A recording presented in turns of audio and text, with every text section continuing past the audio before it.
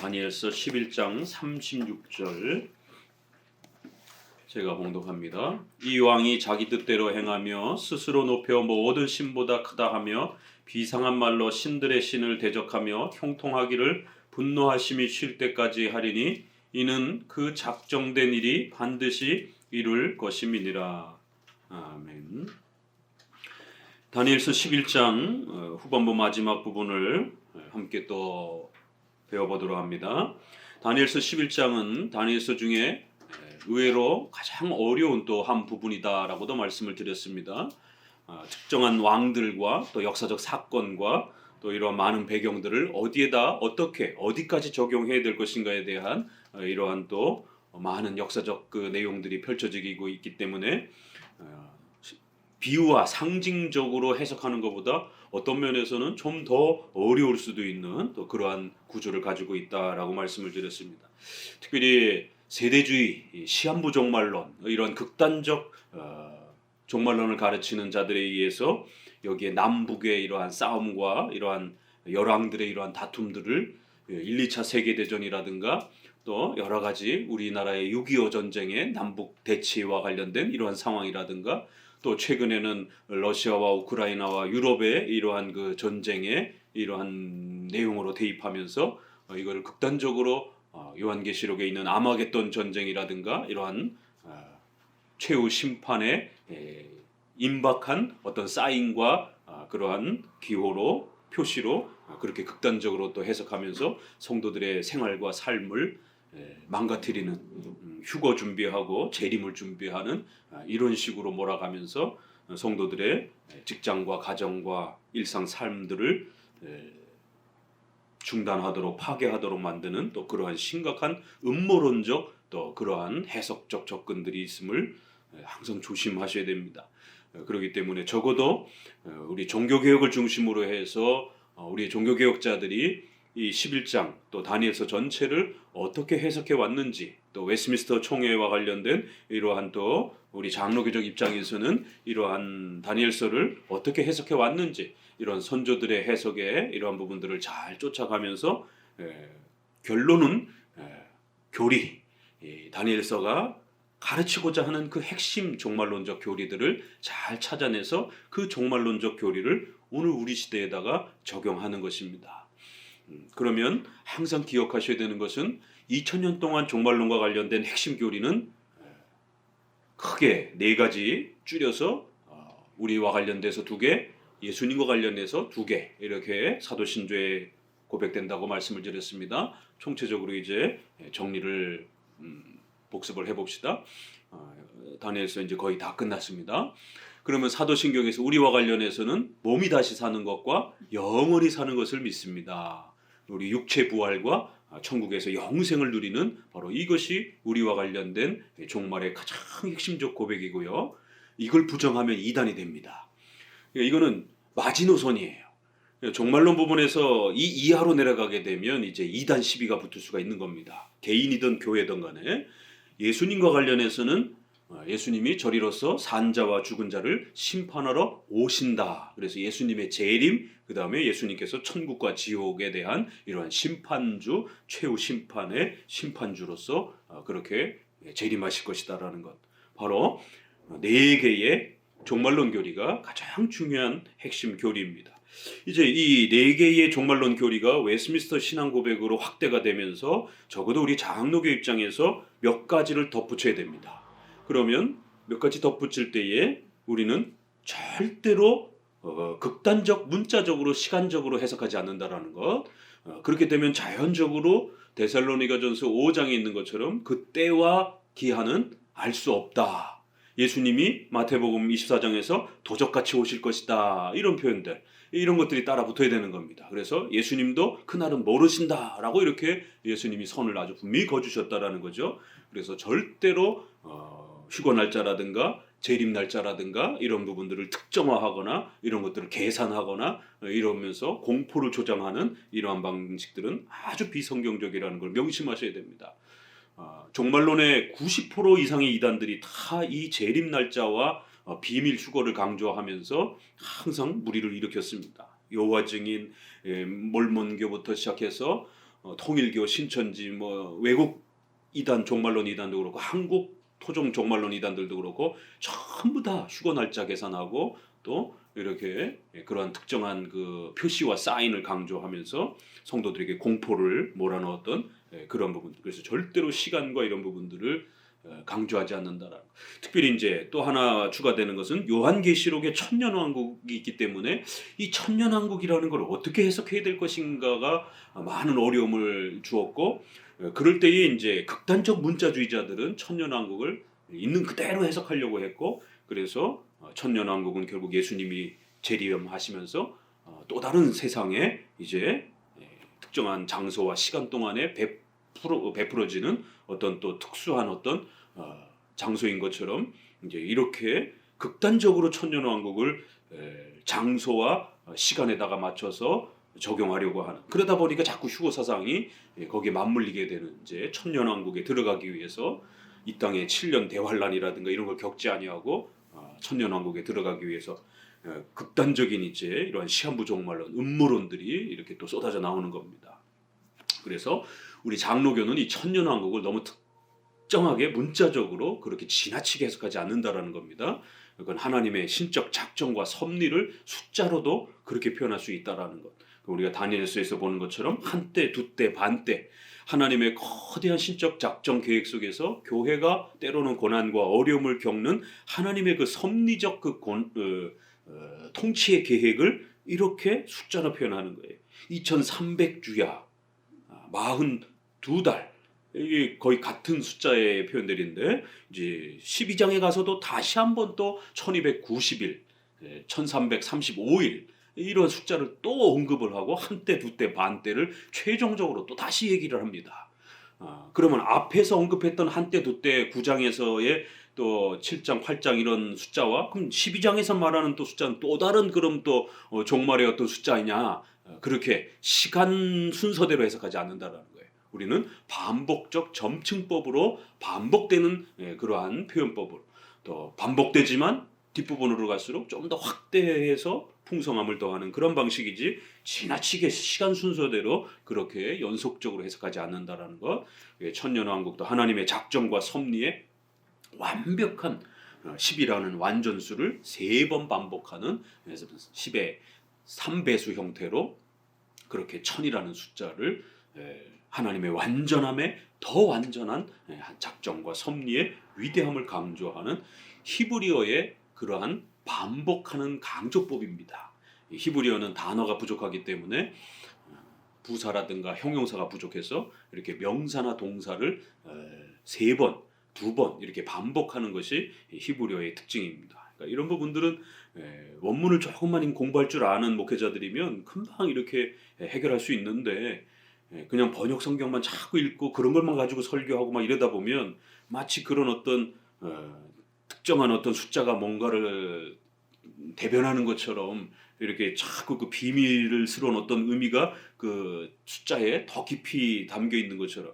그렇지만 성경에서는 그 어디에도 그 숫자가 이거다라고 정확히 설명을 하진 않는단 말이에요.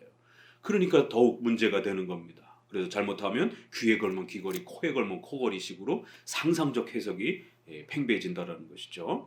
자, 그래서 우리는 사도신경의 4가지의 그 핵심 교리에다가 또 후대에 와서는 이 시간에 대한 부분, 재림 날짜라든가 휴거 날짜를 장소, 시간을 특정화시키지 않는다라는 것, 또 천년왕국과 관련해서도 또 역시 너무 지나치게 세대주의자들처럼 특정하지 않는다라는 것.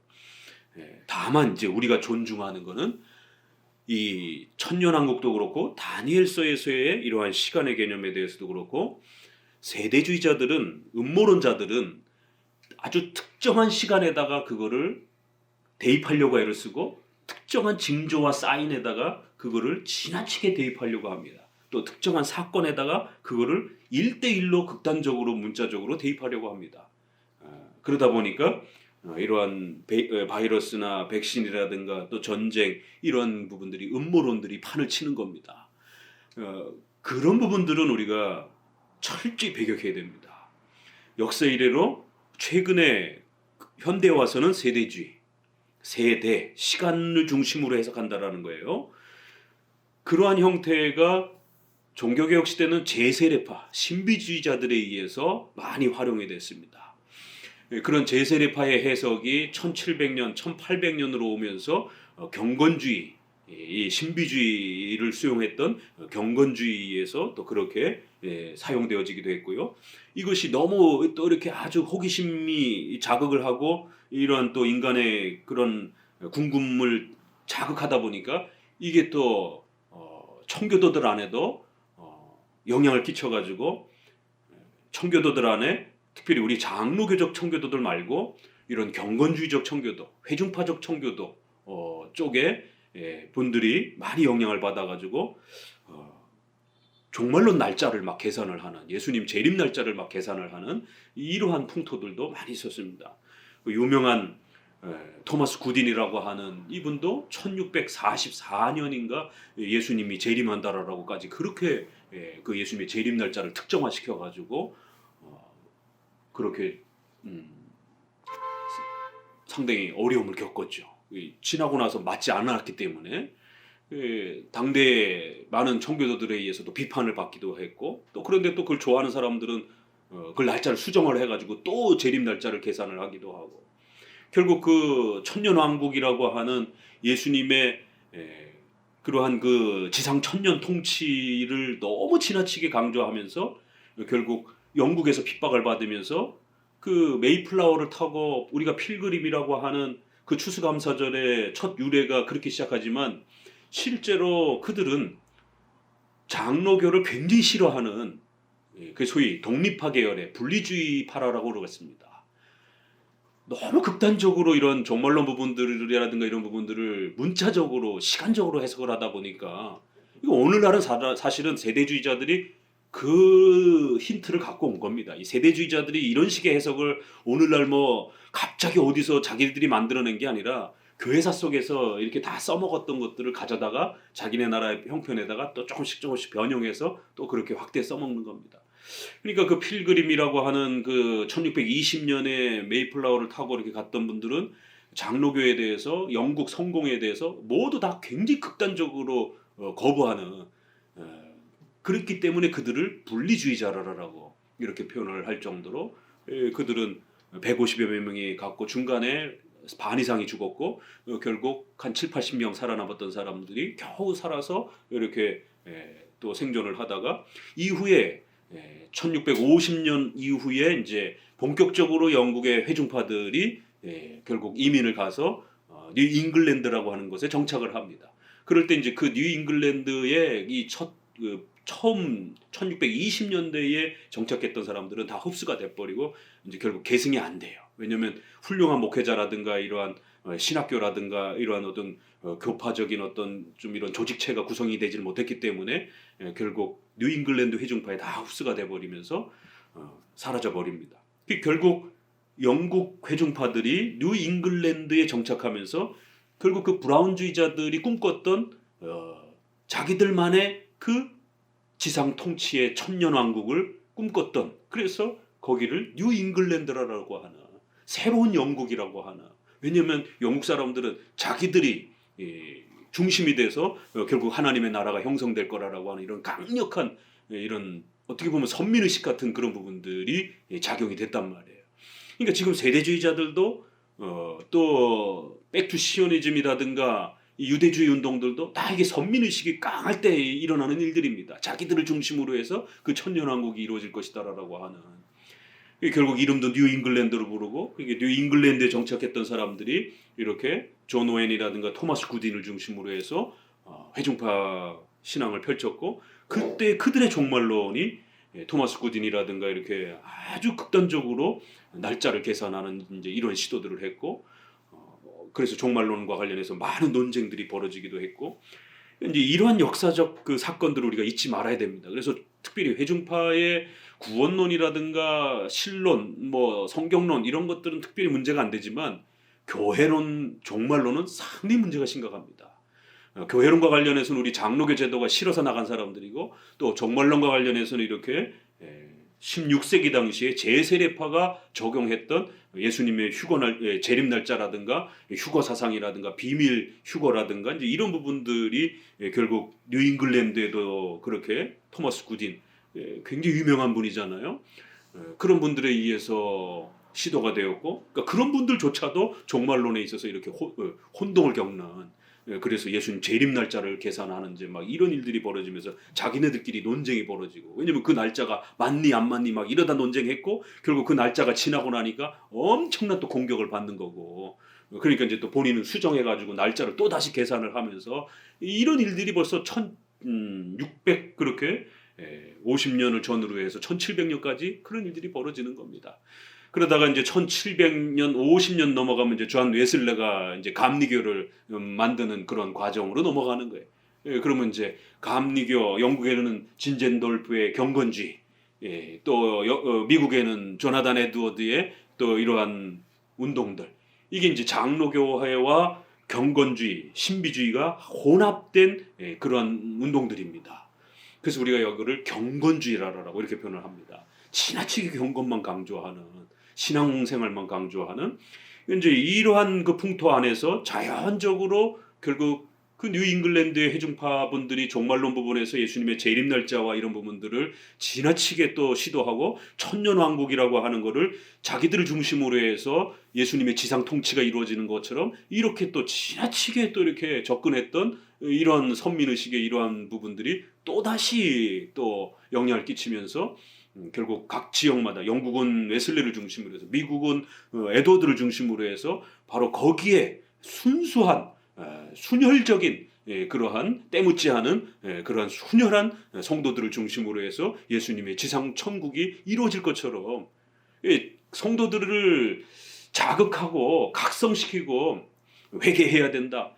세상에 물들지 말아야 된다. 똑바로 살아야 된다. 이런 부분에 자극하는 것까지는 좋았는데, 각성시키는 것까지는 좋았는데, 결국 선민의식 쪽으로 넘어가면서 자기들만을 중심으로 해서 결국 예수님의 지상 통치가 이루어질 것처럼, 그리고 자기들 외에는 마치 이렇게 다 버림받는 것처럼 이제 이런 강한 그런 그래서 분리주의자의 이런 이름 비판을 받는 거고, 또 너무 지나치게 엄격함을, 그러다 보니까 이 땅에서 예수님이 자기들 중심으로 해서 지상 천년왕국이 이루어지려면 강력한 그러한 성결함들이 강조되어야 되고 거룩함이 강조되어야 되고, 그러다 보니까 성도들의 생활들을 더 엄격하게 옥죄는, 성도들의 연약함이라든가 부족함이라든가 이런 부분들을 결코 용납하지 않는, 그러다 보니까 완전주의적인 그러한 성화, 웨슬레이의 성화론의 특징이 완전주의란 말이에요.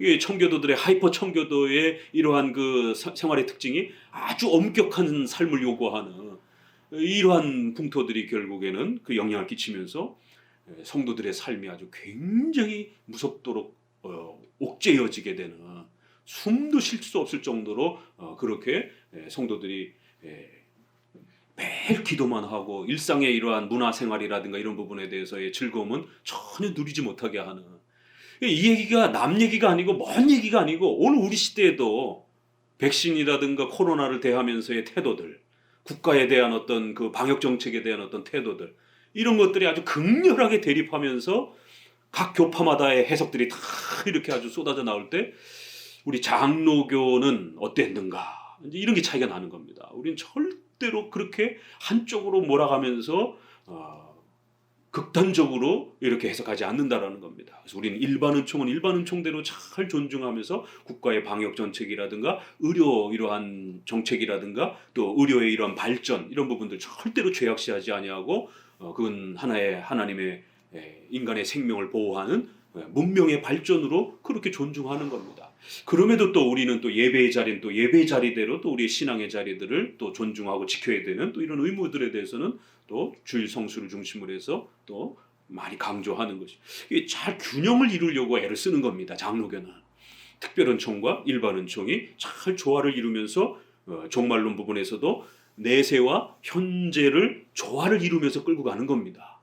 그런데 종말론에서는 항상 시한부 종말론, 음모론 이런 다 이렇게 내세에 치우쳐져 있는 거고, 또 기복주의라든가 자유주의, 인권, 사회복지, 정의 이런 쪽으로 끌고 가는 사람들은 또 내세를 강조하는 게 아니라 현세에서 자기들이 원하는 국가를 세워서 이 땅의 천년왕국을 꿈꾸는, 그래서 아주 진보적인 이러한 그 성향을 가진 청교도들, 또 그 다음에 개혁주의를 한다는 이런 오히려 신학자들이 진보 정치, 진보 또 이러한 국회의원들을 세우기 위해서 아주 막 혈안이 되어 있는, 그래서 이분들이 도대체 교회를 세우는 게 목적인지 아니면 국가의 어떤 특정한 정당과 그 대통령을 세우려고 하는 게 목적인지 헷갈릴 정도로 굉장히 정치적인 어떤 이러한 그 목적에 아주 목회자들과 신학자들이 거기만 함몰되어 있는 이런 어마어마한 사건들을 우리 눈으로 다 봤습니다. 이게 다 종말론이 잘못되어 있어서 그런 겁니다. 자기들이 꿈꾸는 그런 특정한 정당과 정치를 통해서 이 땅에 사회 정의와 인권을 완벽하게 이루면서 가난한 자들이 없고 이렇게 사랑과 정의를 실천할 수 있는 이러한 지상 천년왕국에 대한 이런 꿈들이 세대주의하고는 또 다른 방식으로 그렇게 자유주의자들에 의해서 또 영향을 끼치는 것이에요. 거기에 정치가 덧입혀지면서 결국 진보적 성향을 갖고 있는 분들은 완전히 특정한 대통령, 특정한 어떤 장관, 특정한 어떤 정당을 수립하는 것을 마치 신자의 최고의 어떤 신앙의 목표처럼 이렇게 정치가 신앙화돼 가지고 함몰되어 있는 이런 안타까움들을 또 보게 됩니다. 그러니까 이 11장의 이러한 종말론의 이 혼동은 세대주의의 음모론적인 시한부적인 이러한 종말론의 피해뿐만 아니라 자유주의자들의 현대신학의 영향을 받아가지고 사회정의와 인권, 평등, 지상천국 이런 부분들을 유토피아를 만들려고 하는 그래서 교회가 국가의 어떤 노릇을 하려고 하는, 중세시대는 이렇게 또 로마 카톨릭이 국가를 지배를 해서 모든 것을 교회의 손아귀에 집어넣으려고 하는 것처럼 오늘날도 역시 교회가 국가 통치 영역까지 전부 다 자기들이 원하는 특정한 색깔로 지배를 해서 지상 천년왕국적인 그런 개념을 완성하려고 하는, 이게 성격은 다른데 적용하는 방식은 동일한 목적이라는 것이죠. 그럴 때 장로교는 그렇지 않다라는 거예요. 이 땅은 최후 심판을 맞이할 것이고 결국 예수 그리스도께서 재림하시면서 천국과 지옥이라고 하는 영원한 이러한 또 구별이 나눠질 거고, 그렇지만 예수님이 재림하시는 날짜는 그 누구도 할 수 없도록 그렇게 하나님이 정해놓으셨기 때문에 우리는 현재에서의 삶을 교회 중심으로 일반 은총을 존중하면서 우리의 생활, 의식주를 존중하면서 열심히 하루하루를 최선을 다하면서 내일 종말이 올지 1000년 뒤에 종말이 올지 우리는 알 수가 없는 겁니다. 그저 우리에게 주어진 생명을 열심히 최선을 다하면서 복음을 전하고 또 우리의 삶을 그렇게 하나님 앞에 사명감으로 살아가는 것이, 이게 장로교의 종말론입니다. 그렇기 때문에 이 11장도 세대주의처럼 음모론처럼 어떤 특정한 종말의 어떤 사건 또 종말의 어떤 특정한 인물 이를 표시하는 징조가 아니라는 겁니다. 또 현대의 어떤 사회복지국가와 정의를 일으키기 위한 어떤 진보 신학자들에 의한 그런 어떤 국가의 어떤 수립을, 이런 국가의 남북의 대립을 통해 가지고 마치 여기서 북쪽이 이기고 남쪽이 이기고 막 이런 거를 결국 사회주의 국가가 북쪽이 어떤 본문을 보면 또 북쪽이 초창기에는 남쪽이 쭉 애굽이 이기잖아요. 근데 이제 중후반에는 안티오쿠스에 의해서 북쪽이 이제 거대한 힘을 구축하면서 11장이 마무리가 된단 말이에요. 그러다 보니까 이제 북쪽을 중심으로 한 어떤 그런 또 사회주의적인 어떤 또 이런 부분들이 마치 11장에서 말하고 있는 것처럼 이런 식으로 또 적용해도 안 된다라는 겁니다. 그래서 11장에 이러한 남북 열왕은 우리가 앞에서 쭉 보았던 네 왕국을 반복해서 설명해 주는 것이고, 특별히 거기에 그리스, 헬라 지역이 유독 교회를 더 핍박하고 더 많이 교회를 괴롭히는 그러한 악한 세력으로 역사 속에 있었기 때문에 네 나라 중에 헬라 제국을 좀 더 집중 조명하면서 그 헬라 제국의 흥망성쇠를 다루면서 하나님께서 작정한 그 일, 오늘 36절에도 그 작정된 일이 반드시 이룰 것이다. 우리가 27절에도 앞에서 보았던 것처럼 때가 이르지 아니하였으므로 그 일이 이루지 않은 것이다. 그 때가 있다라는 것. 29절에 작정된 기한, 이런 표현들. 또 35 5절에도 이는 아직 정한 기한이 남아있다. 작정된 기한이 남아있다라는 것. 아직은 끝이 아니다라는 것. 그러면서 36절에도 이는 그 작정된 일이 반드시 이룰 것이다라는 것. 이렇게 때를 강조합니다. 그리고는 12장 1절에도 그때 내 민족이 호위하는 대군 미가엘이 일어날 것이요 개국 이래로 그때까지 없었던 것이며 그때의 내 백성 중 이렇게 또 타임이라는 단어를 때라는 단어를 작정과 연결해서 하나님이 작정하신 때에 완성될 것이다라고 하는 이런 부분이 이제 11장에 마무리되어져 가는 아주 중요한 키워드입니다. 단어들이에요. 그래서 이제 여러분들이 교리 중심으로 우리 성경을 읽다 보면 이런 아주 중요한 단어들이 의도적으로 배치되는 걸 보게 되고 중요한 단어들이 문맥을 형성하면서 의도적으로 이렇게 강조되어지는 것을 알 수가 있습니다. 바로 이러한 것을 성경을 여러분이 묵상하실 때에 찾아내는 훈련들을 하셔야 되는 거예요. 그래서 교리 훈련을 해줘야만이 그런 단어가 눈에 들어옵니다. 교리 훈련을 안 시켜주게 되면 소유리 문답이라든가 웨스트민스터 신앙고백과 하이델베르 의리문답 같은 이런 성경에 요약된 교리 훈련을 안 시켜주면 뭐가 핵심적 교리인지를 모르다 보니까 아무리 성경을 읽어도 중심된 교리가 내 눈에 들어오질 않는 겁니다. 그래서 요약된 교리 훈련을 먼저 충분히 시켜주고 난 다음에 이 방대한 성경의 바다로 들어가는 거예요. 그러면 나침판을 찾아서 정확하게 하나님이 원하신 그 계시의 뜻, 하나님이 우리에게 뭔가를 가르쳐 주려고 성경을 주셨는데 나침판이 없으면 그 풍요로운 바다에서 막 헤매고 다니는 겁니다. 그런 것처럼 나침판을 갖고 있으면 요약이라고 하는 교리문답을 갖고 있으면 하나님이 우리에게 뭘 말씀하시려고 하는지를 정확하게 찾아갈 수 있는 겁니다. 그 중에서 가장 방향을 찾기가 어려운 게 바로 다니엘서, 에스겔서, 요한계시록과 같이 비유와 상징이 굉장히 많은 이런 종말론 부분이 더욱 특별히 어렵다라는 겁니다. 그래서 사도신경의 4개, 그 다음에 웨스민스터에서 조금 더 이렇게 표현되어지는 이런 종말론의 가르침들을 핵심 교리들을 정확하게 갖고 있으면 이 다니엘서도 우리가 충분히 이해해 갈 수 있는 겁니다. 웨스민스터 32장은 개인의 종말에 대해서, 33장은 우주 심판에 대해서 이야기합니다. 그러나 거기 어디에도 재림 날짜와 휴거의 이러한 내용이라든가 또 예수님의 재림 때의 어떤 특별한 어떤 징조의 사건이라든가 이벤트라든가 이런 거 한마디도 없습니다. 그러면 성경의 설명은 거기에 맞춰서 쫓아가면 안 된다는 거예요. 세대주의자들처럼.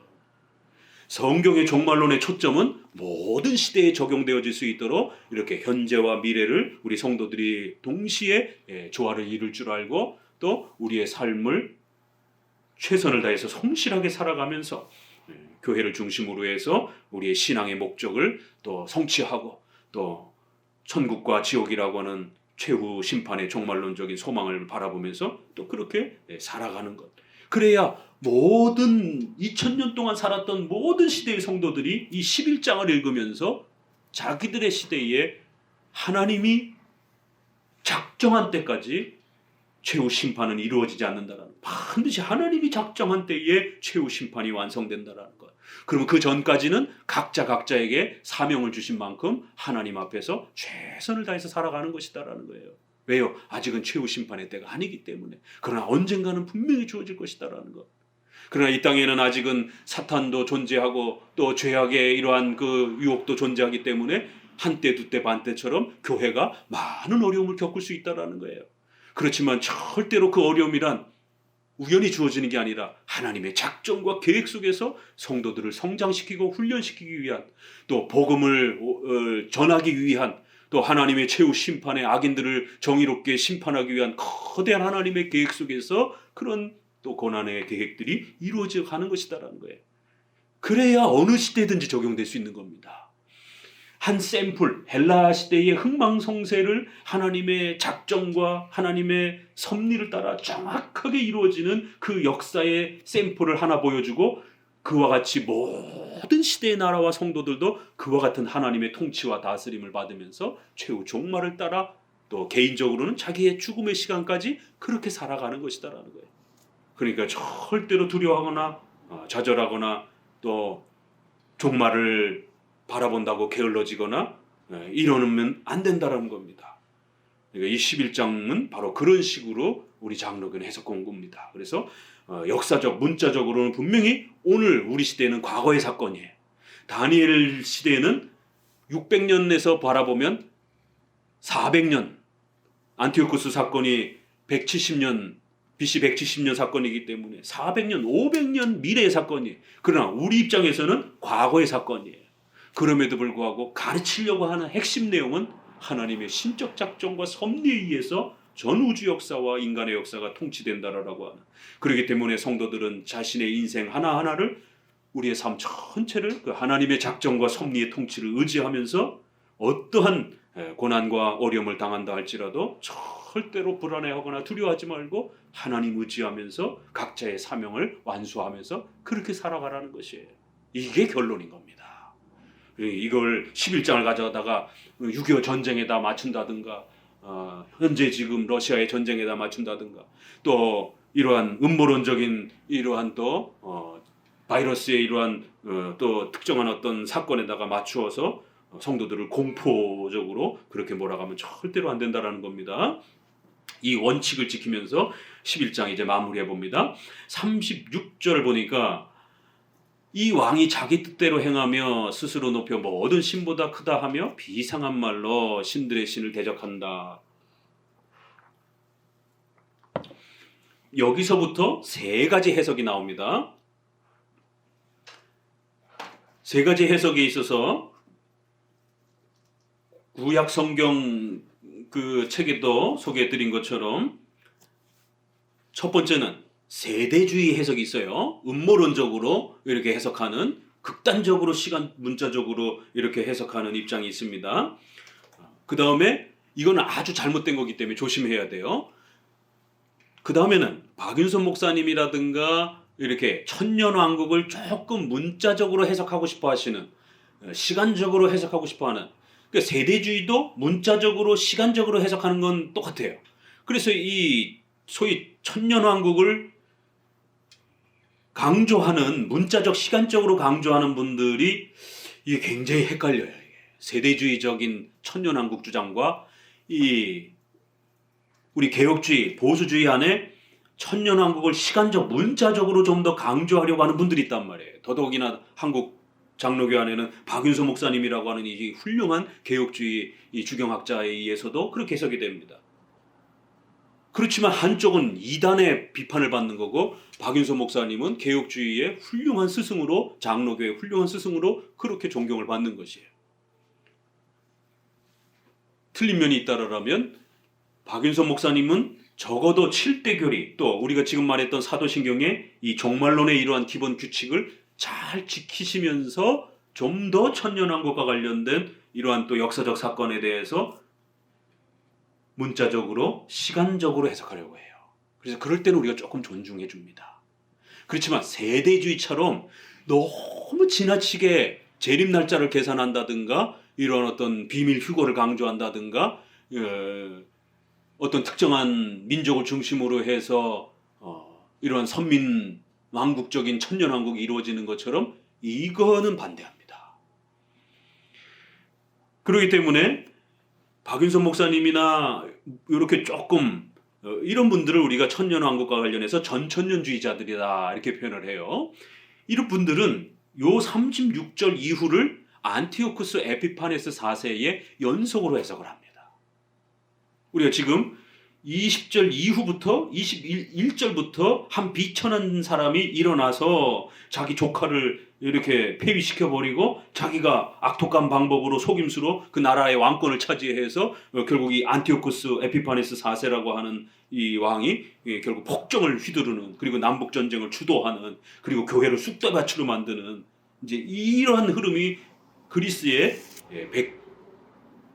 170년 전으로 한 역사가 앞부분의 구절입니다.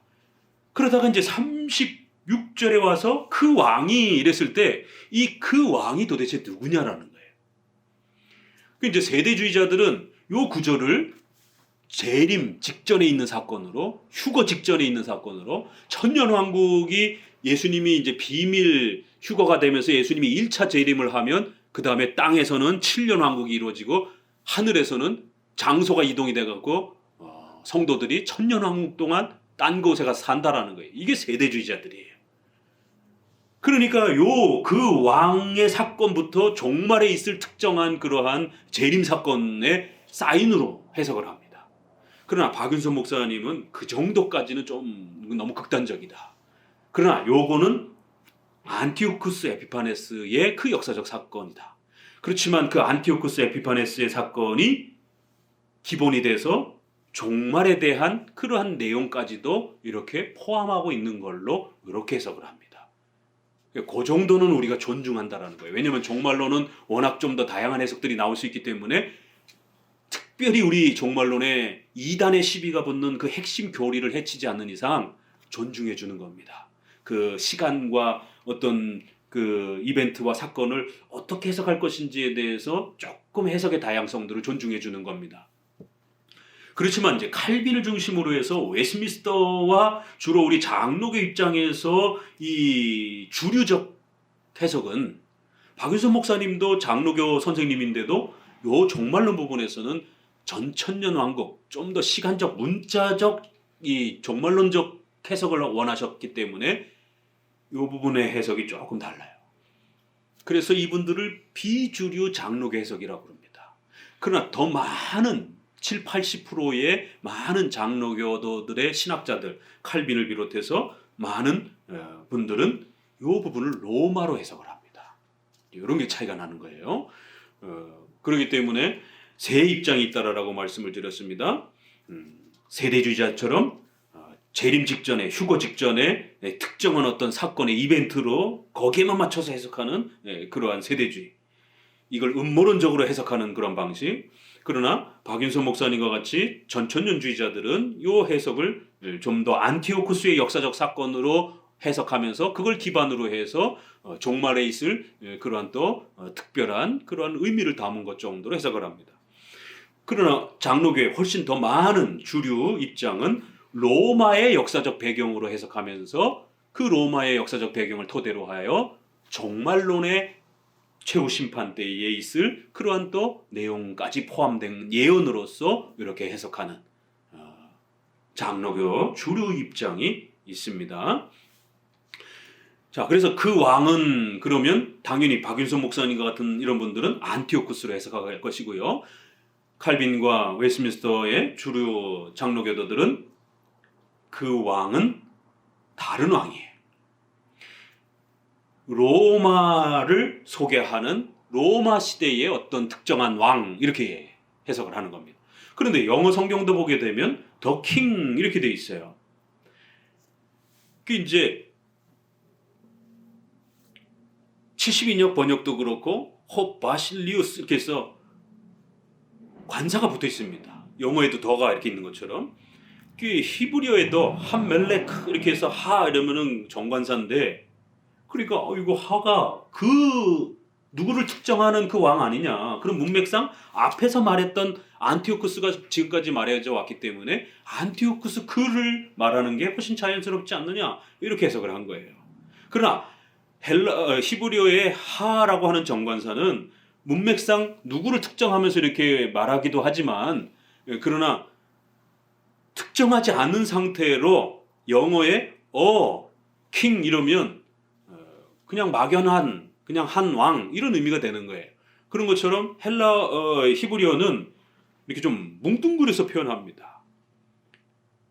이게 70역 헬라어 번역은 관사를 집어넣어 가지고 좀 더 이렇게 명확하게 이렇게 표현했지만 히브리어를 헬라어로 번역하는 과정에서 그 번역자들이 그렇게 선택을 한 거지 원문은 함멜레크 히브리어로 하 정관사가 돼 있단 말이에요. 그러면 히브리어로 하라고 하는 단어는 영어처럼 그 컵 좀 가져와 한 컵을 좀 나에게 갖다 줘 이렇게 정확하지 않아요. 히브리어는 그냥 한 컵을 갖고 와 그 컵을 갖고 와라고 할 때 다 씁니다. 그러니까 히브리어는 단어가 부족해서 이렇게 좀 뭉뚱그려서 표현하는 게 특징이에요.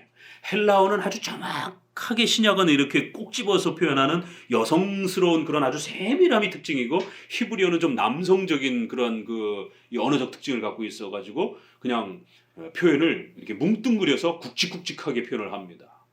세밀하게 표현하지 않아요. 그러다 보니까 그 왕이라고 했을 때 오늘 우리가 말하는 더 킹 이런 그 개념이 강하게 이렇게 나타나는 게 아니라 특정한 왕, 또 다른 한 왕이 얼마든지 이렇게 읽을 수 있는 겁니다. 그 왕이 자기 마음대로 행하며 스스로 높여 모든 신보다 크다 하며, 그러니까 왜 그러면 칼빈과 장로교도들은 앞에 안티오쿠스 왕으로 그 왕을 해석하지 않고 또 다른 한 왕이 이렇게 해석했는가? 뒤에 문맥하고 안 맞는다라는 거예요. 그러니까 이 뒤에 문맥의 내용이 안티오쿠스에게 안 맞는다라는 거예요. 신들의 신을 대적하며 형통하기를 그칠 때까지 하리라. 안티오쿠스는 그리스입니다. 그리스는 어때요? 그리스 신화가 있잖아요. 그러니까 그리스의 이 신화는 굉장히 아주 어떻게 표현하면 그들의 생활과 문화에 아주 굉장히 뼛속까지 녹아 있습니다. 그러니까 이 신을 섬기는 거가 거의 그냥 그들의 생활이에요. 그만큼 이 제우스라든가 이런 그 신을 섬기는 거를 굉장히 목숨처럼 여기는 그런 종족입니다. 그래야 우리가 31절을 한번 보세요. 31절에 보니까 매일 드리는 제사를 폐하며 멸망케 하는 그 미운 물건을 세울 것이며, 이게 바로 안티오쿠스가 예루살렘 성전에다가 제사 제도를 없애버리고 거기다 제우스상을 섬기고 안식일 못 지키게 하고 막 돼지고기 막 강제로 먹이게 하고, 레이기에 돼지고기가 부정한 음식이잖아요. 이 짓을 한 게 안티오쿠스란 말이에요. 그래서 거기에다가 제우스상을 세워놓고 자기들의 어떤 그 신적 통치를 이렇게 종교적으로 막 강요하는, 그러니까 안티오쿠스와 그리스 민족은 이 제우스 신과 그 그리스 신화에 등장하는 이러한 그 신의 이 통치와 그 도움, 이런 거를 아주 절대적으로 생각하는 사람들이에요. 민족성 자체가. 그런데 36절에는 새로운 이 왕이 만약에 안티오쿠스였다라면 신들의 신을 대적하고 할 수가 없는 거예요. 그들은 완전히 그 그리스 신화에 접목돼 갖고 살아가는 사람들인데 어떻게 신을 막 대적하면서 신을 무시하면서 통치권을 행사할 수 있겠냔 말이에요. 그러니까 이건 그리스 왕에게 맞지 않는다는 거예요. 어떤 그리스 왕도 제우스 신을 갖다가 막 함부로 대하면서 그렇게 자기가 통치를 하고 이러지는 않았다라는 겁니다. 이거는 로마의 왕들이, 왜냐면 로마는 다신론 사상이기 때문에. 그래서 그리스의 신, 그 제우스 신도 다 바꿔버렸잖아요. 그 유명한, 그러니까 제우스도 뭘로 바꿨죠? 주피터. 그리고 사랑의 그 여신도 큐피트로 바꾸기도 하고, 화살 팍 맞으면 남녀가 사랑한다라고 하는 그것도 큐피트의 화살을 뭐 이렇게 그런 이야기들 있잖아요. 그리스 신들을 완전히 싹 이름을 딱 바꿔버렸어요. 자기네들의 어떤 그 저기에 정치권에 사용하기 위해서. 그러니까 이 로마 민족은 그런 게 별로 중요하지 않아요. 그냥 자기들의 어떤 그 권력이 중요하지, 이런 뭐 신화, 무슨 뭐 이런 신들 뭐 이런 거 중요하지 않습니다. 그래서 로마가 통치할 때 유대인들이 훨씬 자유로웠어요. 왜냐면 유일신 신앙을 믿는 유대인들이 별로 그 로마인들에게는 뭐 저런 신도 있구나 그냥 이렇게 흘려 넘겼어요. 그렇지만 그리스 시대는 자기들이 섬기는 제우스를 무시하면은요 가차없이 그냥 처단하는 거예요. 그러니까 안티오쿠스가 그렇게 종교적 핍박을 행한 겁니다. 그러면 신들의 신을 대적하면서 그렇게 막 무시하면서 자기를 신들보다 더 높은 존재로 막 이렇게 여기면서 자기를 오히려 신격화하고, 이거는 그리스의 왕들에게는 어울리지 않는다라는 거예요. 자, 조금 더 내려가 보면 그가 모든 것보다 스스로 크다 하고 그 열조의 신들과 여자의 사모하는 것을 돌아보지 아니하며 아무 신이든지 돌아보지 아니할 것이다. 그러니까 이게 그래서 그리스 왕에게 맞지 않는 겁니다. 그리스 왕은 이렇게 행동할 수가 없거든요. 자기 스스로를 가장 신들보다 더 높은 존재로 여기며 그 열조의 신들도 다 무시해버리는 거예요. 열조가 섬겨왔던 그러한 신화들 싸그리 없애버리고. 그러니까 우리나라 조선시대, 고려시대를 생각하시면 돼요. 그때는 재정일치, 신앙과 불교라든가 이런 신앙과 국가가 일치가 돼가지고 왕 옆에 항상 뭐가 있어요? 무당, 이런 점치는 사람들. 그건 유럽이나 고대 세계도 똑같아요. 왜냐면 그 시대는 아직 문명이 덜 발달된 시대이기 때문에 왕이 전쟁을 하려면 항상 점을 보고 제사장이라든가 이런 사람들 제사 드리게 하고, 그렇기 때문에 조상들의 신을 무시한다? 조상들이 섬겨왔던 신을 무시하게 되면 제사 안 드리고 어떤 일이 벌어졌을까요?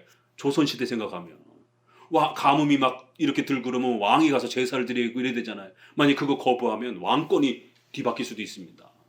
왜냐하면 백성들은 불안해하기 때문에 반란이 일어날 수도 있는 거예요. 그러니까 이건 그리스에 적당하지 않은 겁니다. 이건 다신론 사상을 숭배하는 로마에 훨씬 가까운 거예요. 로마는 어떤 나라도 최고의 신으로 섬기지 않습니다.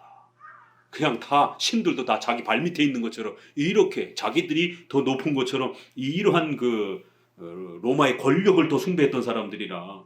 그리고 여자들이 흠모하는 것을 돌아보지 아니하고, 이래서 어려운 겁니다. 해석이 11장이 여자들이 흠모하는 게 뭘까? 이러면 이제 이걸 막 상상적으로 해석하시면 안 돼요. 이 문맥에 잘 맞춰서 조상들이 섬기던 그러한 그 습관도 무시하고 자연스럽게 역사적 해석과 문자적 문맥의 흐름에 맞춰서 해석하면 돼요. 그러면 충분히 해석할 수 있습니다. 그러면 너무 지나치게 비약해서 해석하지 말고 조상들이 습관적으로 섬겼던 그러한 신들도 무시하고 여자들이 더더욱 이렇게 흠모하고 아끼는 것들조차도 무시하고 이 왕의 아주 포악스러움을 이렇게 강조를 하는 거예요. 그러면 여성들은 어떤 면에서 훨씬 더 뭘 이렇게 본능적으로 여성들이 흠모하고 아끼고 이렇게 보호하려고 합니까? 당연히 모성애, 아이들을 보호하고 또 어린아이들을 지키려고 하고, 여성들이 가지고 있는 남성들보다 훨씬 더 목숨을 내어 놓으면서까지도 여성들이 그렇게 더 아주 강렬하게 지키고 보호하고 흠모하다 이렇게 표현한 거예요. 더 아끼고 사랑하고 더 보호하려고 하는 그런 여성들의 본능. 이게 최소한의 어떤 인간성이라는 겁니다. 여성들의 모성애와 같은 이러한 보호 심리를 이렇게 끌어다가 여성들이 이토록 본능적으로 자기 자식을 아끼고 사랑하는 이러한 최소한의 남을 돌아보고 아끼는 이러한 인간의 국률에 대한 불쌍히 여기는 이런 최소한의 국률함도 인간성도 없다라는 거예요. 이 포악한 왕이 얼마나 악독한지. 그래서 전쟁을 해가지고 나라를 점령하면 막 다 죽여버리는. 그러니까 최소한의 어떤 여성들이 모성애처럼 그렇게 아기들을 보호하고 지키는 이러한 최소한의 어떤 인간성도 없다라는 거예요. 어떤 신도 돌아보지도 않고. 그러면서 그 다음 구절에도 또 나오잖아요. 아무 신이든지 돌아보지도 아니할 것이고. 그 대신에 38절 세력의 신, 전쟁의 신, 온통 무기, 전쟁 물자 이런 것만 강조하더라는 거예요. 또 그 열조가 알지 못하던 신에게 금은 보석과 보물을 들여 공경할 것이라. 고대 세계에서 이렇게 자신들이 믿던 그러니까 제사제도, 어떤 신앙의 체계가 뒤바뀌는 건요, 반란이 일어나고 정권이 뒤바뀔 수도 있는 어마어마한 일인데 이런 일들을 하더라는 거예요. 이건 그리스에서는 불가능합니다. 역사적으로, 정치적으로. 다신론 사상인 이런 로마에 이것이 훨씬 더 적용하기가 가까운 거예요. 그래서 칼빈도 그렇고 장로교도들의 구약학자들은 이거는 안티오쿠스에 적용하기보다는 로마의 그 힘과 권력을 중심으로 나라를 움직여갔던 로마의 황제들의 그 습성에 훨씬 더 가깝다라고 해석을 한 겁니다. 그래서 마지막 제국인 로마 제국을 한 번 더 소개하면서 이제 그리스에서 로마로 넘어가면서 그 로마 제국의 흥망성쇠를 한 번 더 하나님의 작정과 섭리의 위대함을 드러내는 그러한 역사적 사건으로 소개하는 걸로 그렇게 본 겁니다. 39절 그는 이방신을 힘입어 크게 견고한 산성들을 취할 것이요 무릇 그를 안다 하는 자에게는 영광을 더하여 여러 백성을 다스리기도 하며 그에게 뇌물을 받고 땅을 나눠주기도 하리라. 그러니까 이제 이런 부분은 안티오쿠스도 자기가 초기에 권력을 잡을 때 그렇게 부하들에게 돈을 나눠주면서 권력을 잡기도 했습니다. 그러나 여기에서 39절에서 보면은 조금 이거는 좀 더 규모가 커요. 무릇 그를 안다 하는 자에게는 영광을 더하여 여러 백성을 다스리게 하며 그들이 각 지역의 어떤 영주와 식민 통치를 할 수 있는 그런 하나의 로마 시대 보면 총독, 이스라엘을 총독으로 그렇게 헤롯 대왕이 이스라엘을 이렇게 지배를 하고 그러는 것처럼 총독 개념이죠. 우리나라 일제 시대 때도 총독부가 있었잖아요. 그런 것처럼 이거는 규모가 상당히 커지면서 여러 백성과 지역을 다스릴 수 있도록 이렇게 돈을 주고받으면서 뇌물을 받고 통치권을 나눠주는 이러한 행위들. 이러한 어떤 지방 통치 총독 통치 개념이 훨씬 강했던 것은 그리스는 그렇지 않습니다. 그리스는 거의 중앙 집권적 통치 형태가 강해가지고 이렇게 지방에다가 이렇게 많이 나눠주지 않습니다. 그러나 로마 시대 보게 되면 우리가 복음서에도 보는 것처럼 헤롯이 이스라엘 다스리는 것처럼 그 반란이라든가 없고 또 돈만 세금만 잘 내면 얼마든지 총독 관할하에 모든 웬만한 건 다 이렇게 맡겨주는, 이건 로마가 전형적으로 그 통치권을 넓혔던 방식입니다. 이게. 그러니까 이거는 그리스보다는 로마에 조금 더 가까운 거예요. 40절을 같이 읽어봅니다. 시작.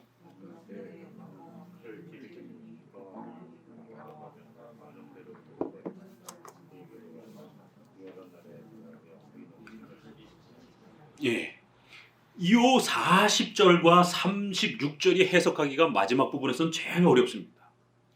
마지막 때의 남방 왕이 이러면, 자, 박윤선 목사님을 중심으로 한 이쪽은 어떻게 해석할까요? 남방 왕 클레오파트라, 애굽의 마지막 여왕 클레오파트라, 그 코가 높았으면 역사가 바뀔 거라고 했던 그 클레오파트라입니다. 그와 힘을 겨룰 것이요. 그럼 그가 누구겠어요? 남쪽에 이 클레오파트라가 북쪽과 자꾸 싸우고 있는 거니까. 그러니까 북쪽에는 63년에 로마가 그리스를 이제 점령하면서 삼두 정치, 시저와 폼페이우스와 이렇게 세 사람이 통치를 하다가 결국에 이제 예수님 그 복음서 당시에 오게 되면 한 사람에게로 통치권이 집중이 됩니다. 바로 옥타비아누스라고 하는, 성경에 아우구스투스 복음서에는 이렇게 나옵니다. 그래서 아우구스투스라는 말은 위대한 자 뭐 이렇게 해가지고 또 그 왕 이름입니다.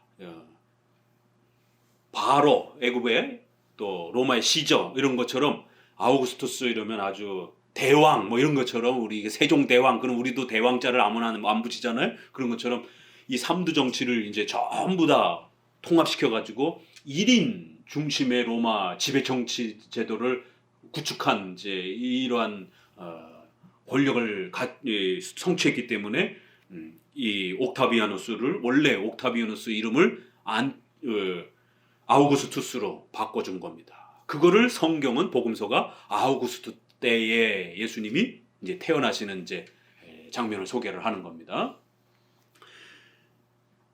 요때에 바로 그 옥타비아누스와 처음에는 같이 남북을 나눠서 통치했던 남쪽에 지배권을 가지고 있었던 안토니우스,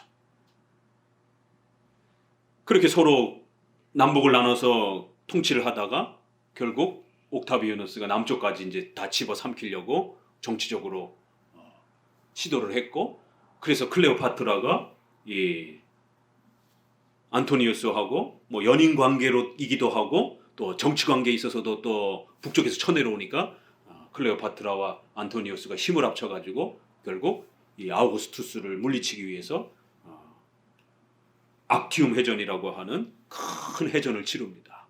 거기에서 이제 클레오파트라와 안토니우스가 지게 됩니다. 그래서 이제 결국 자기와 대등한 통치를 행하고 있던 남쪽의 안토니우스를 완전히 전멸시키고 이 옥타비아누스가 로마의 남북 전체를 지배하면서 이제 대왕 칭호를 받으면서 아우구스투스라는 이름으로 이제 그렇게 통치를 하기 시작하는 겁니다. 이걸 로마에다 적용하면 남방 왕이 클레오파트라가 그와 힘을 겨룰 때에 옥타비아누스, 그러나 북방 왕이 병과 마병과 많은 배를 회오리 바람처럼 끌고 와가지고 또 그와 마주 싸우는 거예요. 그럼 또 여기서 그는 누구고 북방 왕은 누구냐라는 거예요. 그럴 때에 북방의 지도권을 가지고 있었던 통치권을 갖고 있었던 안토니우스를 북방 왕으로 이야기를 하는 거예요. 한 지배자였으니까. 그런데 남방 왕도 그와 힘을 겨루고 북쪽에 한 통치를 행하고 있었던 사람도 또 그와 또 힘을 겨루고 이 그라라라고 하는 사람이 설명은 안 돼 있지만 그냥 지시대명사로 그 왕 이렇게 해놓고 클레오파트라와 북방의 또 전통적인 로마의 통치권을 가지고 있었던 한 지도자가 또 이 그라라고 하는 자와 또 힘을 겨루더라는 거예요. 그런데 그 여러 나라에 침공하여 여기도 또 그 지시대명사가 또 나와요.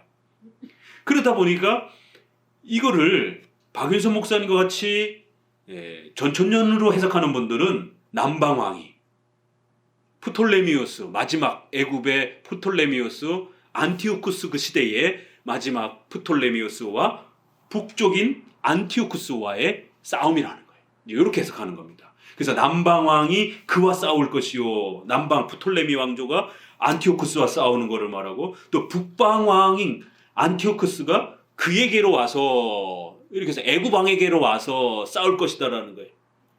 그 여러 나라에 침공하여 물이 넘친같이 넘칠 것이요. 그래서 북방 왕이 남쪽의 왕을 집어삼키는 이렇게 해석하지만 이제 우리 장로교 쪽 주류 입장은 로마로 해석한다라는 거예요. 그러면 요게 히브리어도 굉장히 어렵습니다. 문장이 어디서 끝나느냐가 굉장히 어려워요. 그러다 보니까 요렇게도 해석할 수가 있고 요렇게도 해석할 수가 있어요. 영어 번역은 이미 그것을 해석을 해가지고 마침표를 의도적으로 해석자가 번역하는 과정에서 찍은 겁니다. 그러다 보니까 영어 성경도 다양한 형태로 번역이 될 수가 있는 거예요. 그렇기 때문에 히브리어 원문을 중심으로 해서 많은 고민 끝에 주류 장로교 입장은 그에게로 마주 와서까지를 문장이 끝나는 걸로 봅니다. 그리고는 우리 번역에도 그 여러 나라에 또 이렇게 표현이 되죠. 글을 쓸 때에 이 그 여러 나라 부분은 문장을 분리해서 그가 지나갈 것이요 물이 넘침까지 지나갈 것이요. 그래서 주어를 그로 바로 앞에서 말했던 그에게로 했을 때 그에다가 그를 다시 끌어다가 주어로 써서 바로 그가 이 두 통치자들을 남쪽을 집어삼키면서 물이 넘침같이 그렇게 클레오파트라와 안티오니우스를 점령을 할 것이다. 왜요? 41절부터 그가 연결이 되기 때문에 그래요. 41절에도 또 그가 이렇게 지시대명사가 나오잖아요. 인칭을 표현하는 그가 영화로운 땅에 들어갈 것이요 많은 나라를 패망하게 할 것이요. 근데 이제 박윤선 목사님은 이 끝까지를 다 안토니우스가 권력을 지배해서 남쪽을 다 집어삼키고 그리고 난 다음에 계속해서 뒷구절을 형성하는 걸로 이렇게 해석합니다. 그러나 장로교 입장에서는 로마로 해석을 하고 그 로마의 옥타비아누스가 계속해서 로마 전체를 지배하는 그리고는 그 영화로운 땅에 들어갈 것이요. 어딥니까? 영화로운 땅, 거룩한 언약. 이거는 바로 이스라엘을 뜻하는 거죠. 항상 다니엘서에서 거룩한, 영화로운 이것은 항상 하나님의 백성들과 관련돼서 씁니다. 일반 왕들하고는 안 써요. 영화로운 땅에 들어가서 영화로운 땅을 짓밟는다는 거예요. 그러니까 또 교회의 고난이 또 소개가 되는 겁니다. 많은 나라를 패망케 할 것이나 오직 에돔과 모압과 암몬 자손의 지도자들은 그 손에서 벗어나리라. 그러니까 이 부분도 안티오쿠스하고는 안 맞는다라는 거예요. 안티오쿠스 시대에는 에돔, 모압, 암몬 이게 전통적으로 이스라엘 주변에 있었던 나라들이잖아요. 북쪽에 아람, 암몬, 모압 이렇게 돌면서 밑으로는 에돔 족속 이삭의 형이었던 이스마엘의 수손인 에돔 족속 그리고 이쪽 바다 쪽에는 블레셋 이렇게 둘러싼 민족이란 말이에요. 이게 이방 민족들이 이스라엘을 둘러싸고 있는데 그리스가 점령할 때는 여기 싸그리 다 점령이 된 거예요. 이스라엘만 점령된 게 아니라. 그러니까 여기에서 에돔, 모압, 암몬 이 주변 나라가 자치권을 형성을 하면서 회복이 되는 거예요. 다른 나라들은 다 쑥대밭이 됐는데 그럼 이게 안티오쿠스에게 맞느냐? 안 맞는다라는 거죠. 그러면 이 정도는 로마가 지방 통치를 할 때에 좀 더 자유권을 줬던 이스라엘뿐만 아니라 다른 나라들도 로마의 식민 통치를 잘 받아들이면 어느 정도 자유를 줬던 그런 로마의 지배 통치하고 훨씬 더 맞는다라는 거예요. 그리고 놀라운 건 말라기 1장 3절에 보게 되면 이런 구절들이 장차 예수님이 예수님이 오실 그 위대한 이방인들의 구원으로도 이렇게 또 예언을 합니다. 말라기서 1장 3절에서는 그래서 에돔, 암몬 이거 전통적으로 다 이스라엘의 적들이었는데 우리가 그래서 요즘에 스바냐서 또 나훔서 우리 구약 읽잖아요. 거기 보게 되면 다 그 이방 나라들을 하나님이 다 초토화시킬 것이다라고 이렇게 경고합니다. 그럼에도 불구하고 예언적으로 이방 나라들 중에 에돔이나 모압 백성들이 주께로 돌아올 것이다. 이런 표현들이 나와요. 소선지서에도. 그건 이제 나중에 예수님이 오심으로 이방 나라들 가운데서도 택한 하나님의 백성들이 예수님을 믿게 될 이방인들이 구원받게 될 이제 그런 예수님의 초림과 관련된 예언으로 소개합니다. 그래서 여기서도 살짝 이렇게 세계가 다 쑥대밭이 되는데 에돔, 모압, 암몬과 같은 그러한 시대에 이 백성들이 숨을 쉬게 되는, 살아남게 되는 그런 혜택들을 누리게 될 것이다라는 거예요. 그러면 이 구절을 구약에서 어떻게 사용했는가? 말라기서 1장 3절에 예수님의 초림과 관련해서 사용했다라는 거죠. 이방인의 구원과 관련해서. 그러면 다니엘서도 그렇게 맞춰서 해석해야 된다라는 거예요. 그러면 이건 로마 시대에 예수님이 이제 오심으로 인해서 이방인들에게도 이제 그들 중에 택한 백성들이 구원을 받는 이런 이제 내용이 훨씬 더 역사적으로도 맞고 또 예언적인 내용으로도 연결이 된다는 거예요. 42절 그가 열국의 손을 펴리니 애굽 땅도 면치 못할 것이므로 그가 권세로 애굽의 금과 은과 모든 보물을 잡을 것이요 리비아 사람 구스 사람이 그의 시종이 되리라.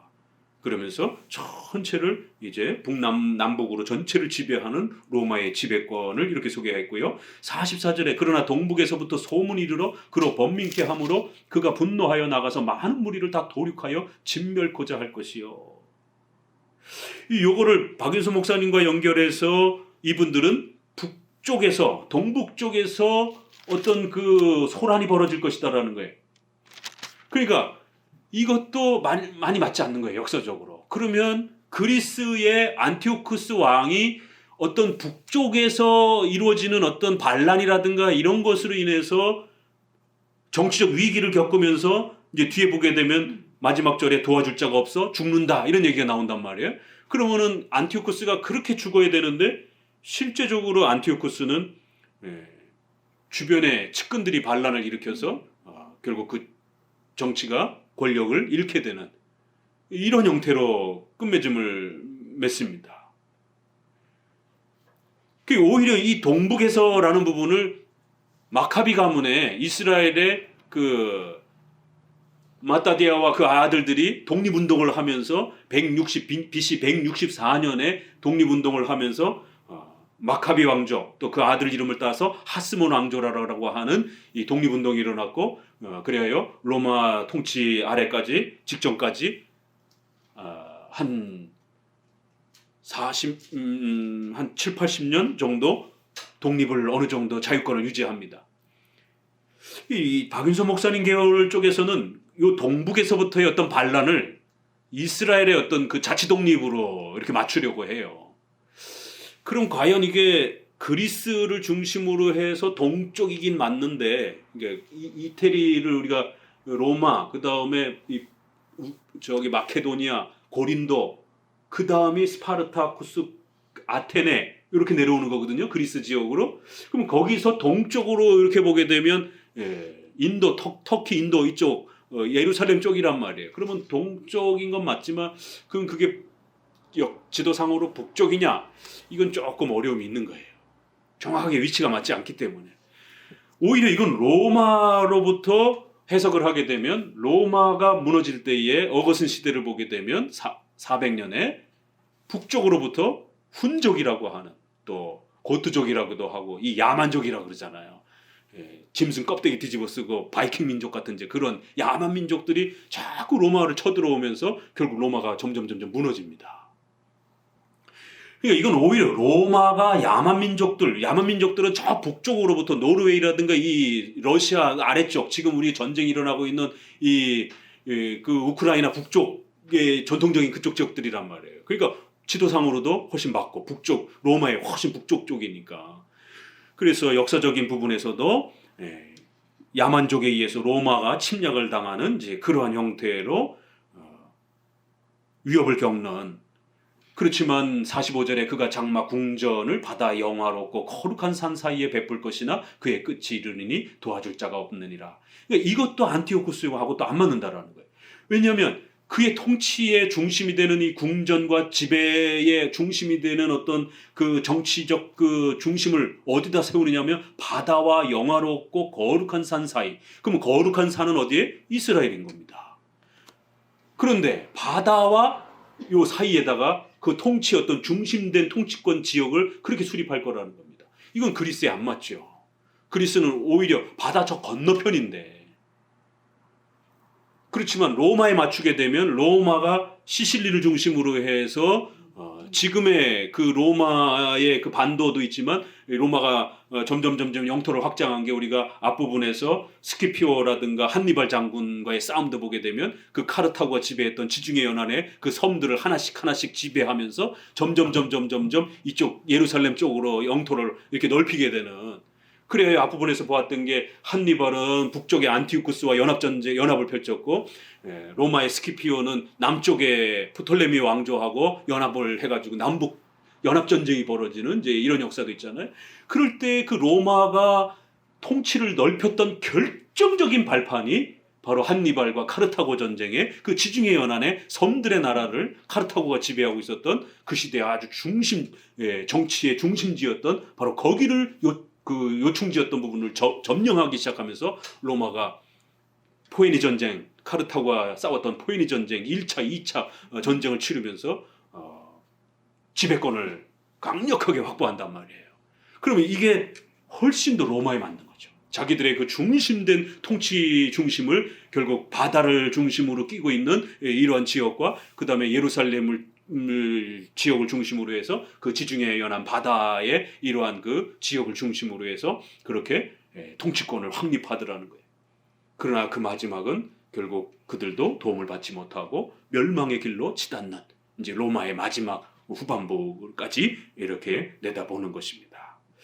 자, 오늘 이렇게 우리가 세대주의자들은 이걸 갖다가 음모론으로 해석해서 휴거 날짜 막 이렇게 적용을 미래에다가 사인과 기호로 적용하기 때문에 이제 그건 우리가 언급을 안 했고요. 적어도 우리 장로교 입장에서 조금 더 문자적으로 시간적으로 해석하려고 하는 박일선 목사님과 같은 전천년주의 입장에서 해석, 그 다음에 우리 천년왕국을 특정한 시간으로 문자로 해석하지 않고 좀 더 상징적으로 하나님의 작정과 섭리의 완벽한 통치로 이렇게 해석하는 우리 장로교의 주류 입장에서 두 가지 입장으로 해석해 주었습니다.